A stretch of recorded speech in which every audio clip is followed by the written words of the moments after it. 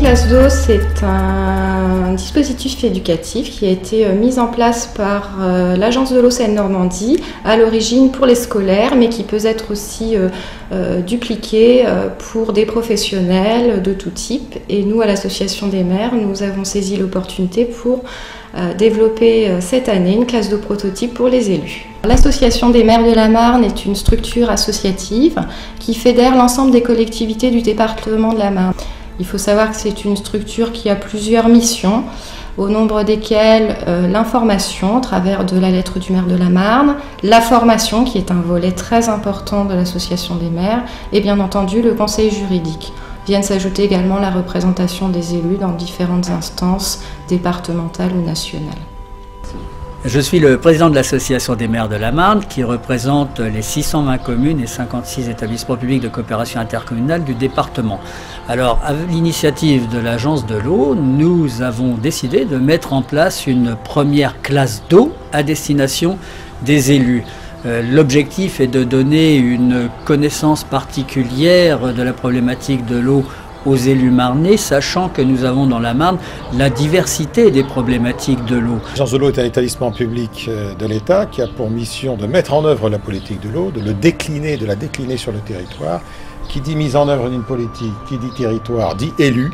Et nous nous adressons effectivement aux élus pour nous appuyer sur eux pour cette exécution de la politique de l'eau. Nous avons ouvert pour cette première très largement au public d'élus, alors que ce soit maires, adjoints, conseillers municipaux, mais également des élus de communautés et de syndicats, afin que la parole soit donnée à tous au cours de cette classe d'eau. Nous avons choisi de réaliser cette classe d'eau à raison d'une journée par mois, contrairement aux classes d'eau traditionnelles qui se déroulent sur une semaine complète, puisque nos élus ont des activités professionnelles et leur mandat électif à assurer, ce qui leur permettait d'être présents à la classe d'eau, disponibles et d'avoir une assiduité importante à cette classe d'eau, sans pour autant nuire à leurs activités.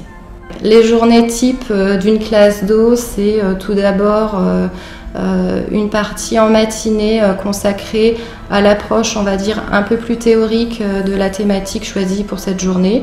Et puis un repas convivial entre l'ensemble des participants, que ce soit les intervenants et les élus présents. Toujours beaucoup d'échanges également au cours de cette matinée. Nous avons souhaité mettre l'accent sur les échanges entre les participants. Et puis une après-midi davantage destinée au retour d'expérience et puis à la visite, quand cela est possible, d'une installation ou d'un chantier réalisé par la collectivité qui nous accueillait pour la journée. Pour cette classe d'eau, nous avons souhaité privilégier les supports numériques puisqu'à chaque élu participant à la classe d'eau, nous avons remis une clé USB sur laquelle nous avons pu copier l'ensemble des supports, qu'ils soient diaporamas ou supports de fiches juridiques, utilisés par les intervenants et préparés par nos soins pour que les élus puissent ensuite réutiliser, diffuser ces documents.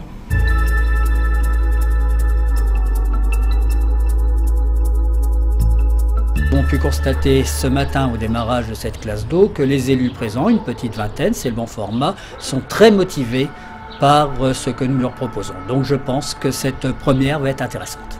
Nous avons eu une inauguration officielle de la classe d'eau, suivie ensuite d'une présentation du rôle des collectivités au travers du cycle de l'eau, du petit cycle et du grand cycle de l'eau.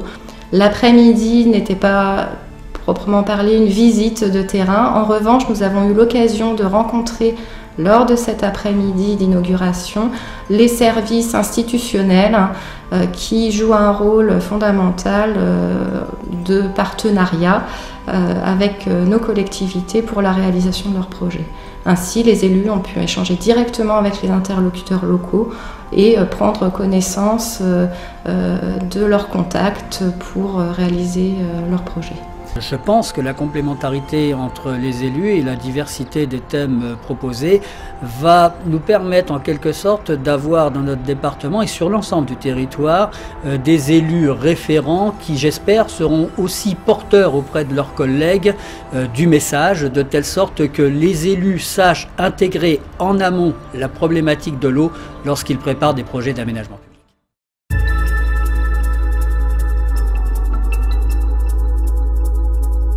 La deuxième journée a été consacrée à la thématique de l'eau potable. Elle s'est déroulée à Gueux, où nous avons été accueillis dans les locaux de la communauté de communes.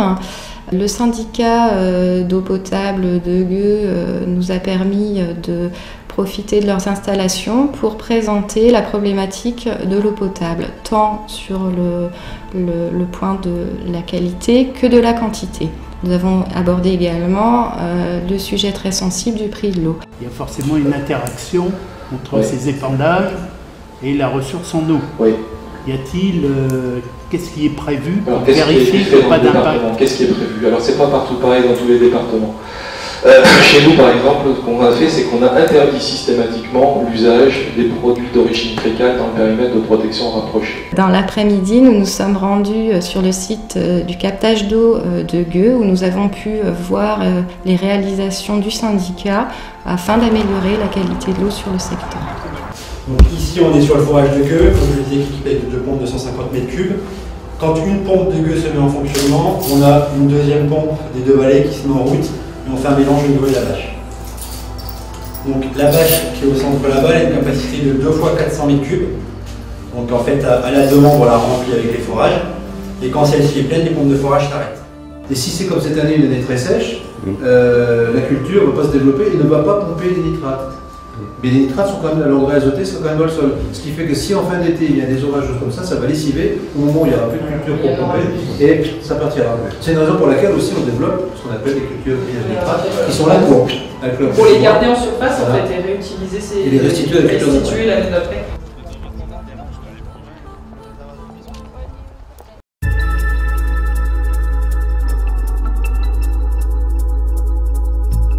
Pour la troisième journée qui s'est déroulée à Cézanne, nous avons été reçus par les représentants de la communauté de communes où nous avons pu aborder la problématique de l'assainissement sous les aspects assainissement collectif et non collectif.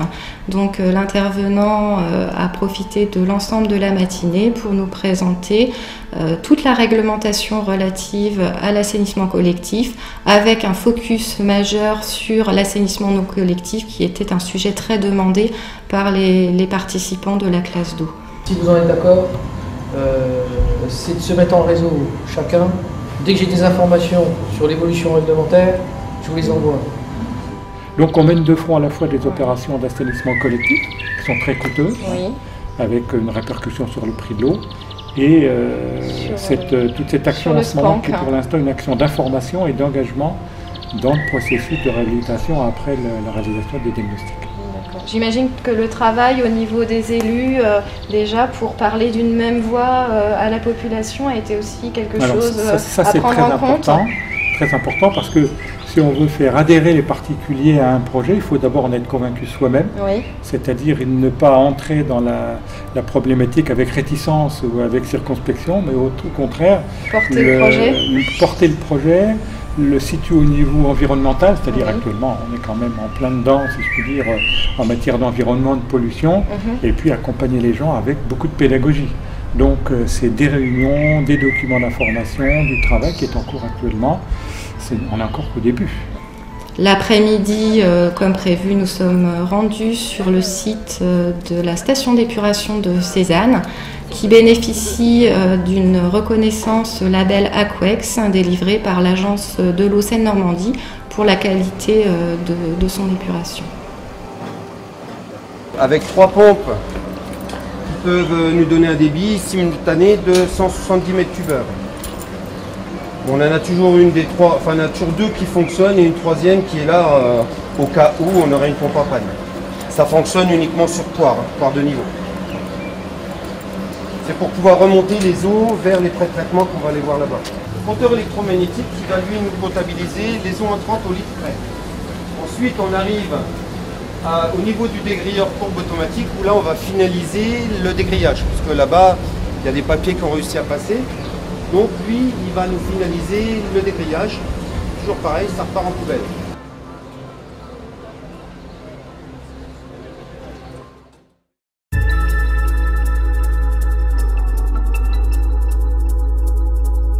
La quatrième journée, nous nous sommes rendus sur le site du lac du Der, plus précisément à la station nautique de Giffaumont-Champaubert, où nous avons pu aborder une double thématique, celle des cours d'eau et celle des inondations. Il s'agissait en fait de montrer aux élus leurs compétences et leurs moyens d'action sur les cours d'eau, que ce soit pour réguler les activités de loisirs, de pêche, mais également pour intervenir pour la protection des biens et des personnes au travers des inondations. Les agences de l'eau, que vous connaissez bien en tant qu'élu, pour aider à financer vos projets d'assainissement, d'eau potable, des choses comme ça. Ce qu'on appelle nous le petit cycle de l'eau, c'est-à-dire les tuyaux, est aussi très présent sur ce qu'on appelle le grand cycle de l'eau et les milieux naturels. Nous avons pu profiter de notre passage au lac du Der pour visiter le port de Plaisance, ses installations, puis ensuite une petite promenade sur le lac pour avoir une autre vue d'ensemble de la station nautique et de l'aménagement qui est réalisé sur la ZAC de Giffaumont-Champaubert. On a donc prélevé 800 000 mètres cubes de gravats avec lesquels on a construit cette île qui protège en même temps le port. Et aujourd'hui, nous avons la place pour 600 bateaux dans le port de Giffaumont.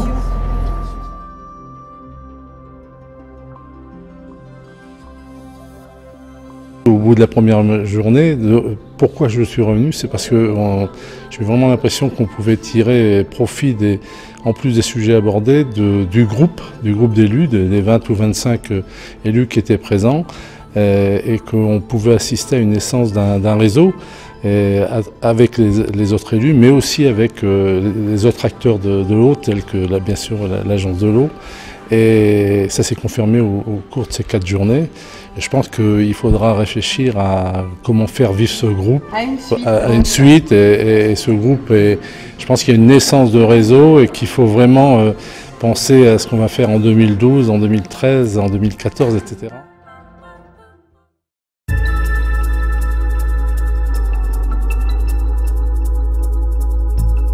Pour la clôture de cette classe d'eau, nous avons choisi un événement exceptionnel dans le cadre du carrefour des élus que nous organisons maintenant depuis la 2e année. Les élus sont invités ce matin pour une restitution de cette classe d'eau autour d'un atelier débat avec la présence exceptionnelle d'André Santini, président du comité de bassin de l'agence de l'eau Seine-Normandie. Je me réjouis donc d'être avec vous pour la clôture de cette classe d'eau exceptionnelle qui augure, je l'espère, d'une longue série. Pour élaborer un programme qui soit généraliste sur l'ensemble de la problématique de l'eau, l'Association des maires de la Marne est partie d'un questionnaire préalable qui nous a permis de recueillir les besoins et les attentes de nos élus en la matière. Après chaque journée de formation, un questionnaire a été remis à l'ensemble des participants pour évaluer leur niveau de satisfaction de la journée. Tout d'abord, je voudrais, au nom de mes collègues, je pense, de remercier l'Association des maires pour la très bonne organisation de cette journée, enfin de ces journées, pardon, des intervenants de très grande qualité, l'agence de l'eau et tous les organismes qui nous ont accueillis. Je pense que tout le monde est d'accord avec moi. De ce groupe qui s'est fondu au cours des journées et vraiment une très très bonne participation entre nous. Et je crois que dans ce domaine-là, tous les élus en ont besoin et que cette classe d'eau, il faut la continuer. On en parlait tout à l'heure avec l'agence de l'eau, peut-être même diffuser la clé à ceux qui ne sont pas venus pour qu'ils aient toutes ces informations. C'était vraiment quelque chose de très très important. Eh bien, après étude de ces questionnaires, on peut conclure à un bilan très positif de l'ensemble de la classe d'eau d'élus.